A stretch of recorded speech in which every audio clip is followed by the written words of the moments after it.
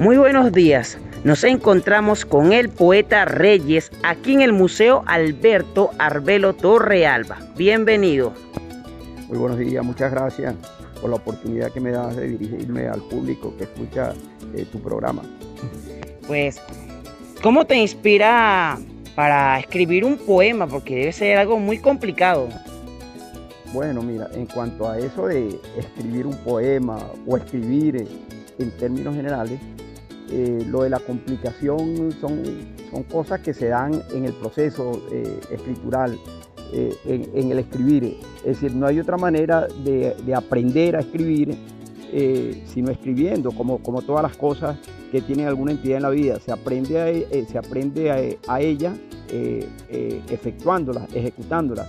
Y por lo demás, pues pienso yo que ya sea poesía, es decir, lírica, o sea una página en prosa, narrativa, sea ensayo, cuento, lo que tú escribas, cualquier relato, tiene que ver pues con situaciones que te vinculan a la vida diaria, a la vida afectiva, a la vida de sociedad, a la vida en sus diversas manifestaciones. Y en ese sentido, pues simplemente estimo que lo que se debe ser es auténtico. Hablar de lo que uno conoce, de lo que le acontece y de lo que esa experiencia vital pues deja en el acervo, en el imaginario de cada persona. En ese sentido, pues claro, es más o menos difícil escribir, pero sin embargo es el enfrentarse a diario o según escriba la persona, pues a la página en blanco, pero siempre con un bagaje, pues, que es ese que nos deja la vida diaria. ¿Tus poemas están dirigidos a qué tipo de lector? Bueno, en realidad eso me ha creado a mí algún problema, he entrado en polémica, porque siempre la gente se dirige a alguien en particular. Es decir, yo cuando escribo no me dirijo a nadie en particular, sino que cuando escribo o lo que escribo, lo hago porque siento necesidad. Es decir, si no lo hiciera, pues me estaría violentando yo mismo, y entonces escribo porque siento esa necesidad de hacerlo. Y bueno, generalmente lo que hago tiene que ver más con las reflexiones sobre ese acontecer del cual te hablaba. Y en ese sentido, pues no sé si la escritura mía tiene que ver con algo tan profundo como es la existencia de la persona. Claro que eso es más o menos profundo. Entonces, casi que pudiera decir que lo que escribo tiene que ver con el concepto que de la vida manejo, pues. Poeta Reyes, ¿cómo recuerdas el Museo Alberto Arbelo Torrealba en la época del ayer? Bueno, el museo que he conocido, de pequeño pues pasaba frente a la casa, pasaba por la acera, veía sus enormes ventanales y de alguna manera pues el museo reflejaba en mí o tenía para mí un toque de misterio, un toque de tiempo, de antigüedad, de historia, es decir, que me hacía verlo con una cierta reserva, con un cierto respeto de cosas que estaban allí tras esos balaustres, tras esos ventanales, tras esa puerta, tras ese enorme portón.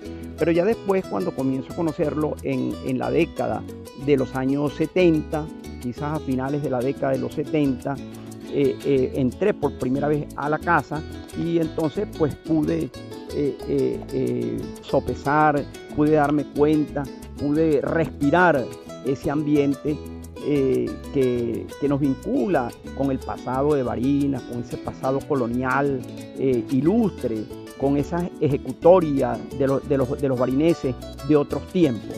Y entonces a partir de allí pues comencé a hacer vida porque entendí que la vinculación con la casa tenía algo que ver con el gentilicio barinés. Y bueno, llegó un momento que la afectividad me unció, me vinculó de tal manera que no sé si pudiera decir que comencé a sentirme parte de la casa. Y ya para mí bueno, tuve el honor, quizás no merecido, de haber sido su director durante 2 años. Y posteriormente me he mantenido vinculado permanentemente a la casa, haciendo diversos trabajos que tienen que ver con el estudio, con la investigación, con la difusión de todo ese conocimiento de lo que es la historia de la cultura barinesa. En esos 2 años que nos cuentas que fuiste su director del museo, ¿no escuchaste anécdotas de aparecidos aquí en el museo? Sí, claro, uno está oyendo constantemente anécdotas sobre todo de ese tenor. Hay una anécdota, si se quiere, jocosa, que tiene que ver con 2 lápidas que están aquí mismo y que fueron, yo las conocí, estaban depositadas en algún lugar. Justamente, que creo que estuvieron en una pieza que estaba reservada era de depósito del museo, y posteriormente alguien las colocó acá en el patio. En estos momentos se encuentran, han sido sujetas allí a la pared, ¿verdad? Y ambas tienen que ver con personajes que se vincularon a la casa, con los Bonas, con los Rincón, y en una ocasión, estando en la dirección, me encontré con que alguien estaba aventurando la especie o la conseja de que allí habían enterrado a 2 personas y que esas lápidas pues correspondían a las personas que reposaban en el lugar.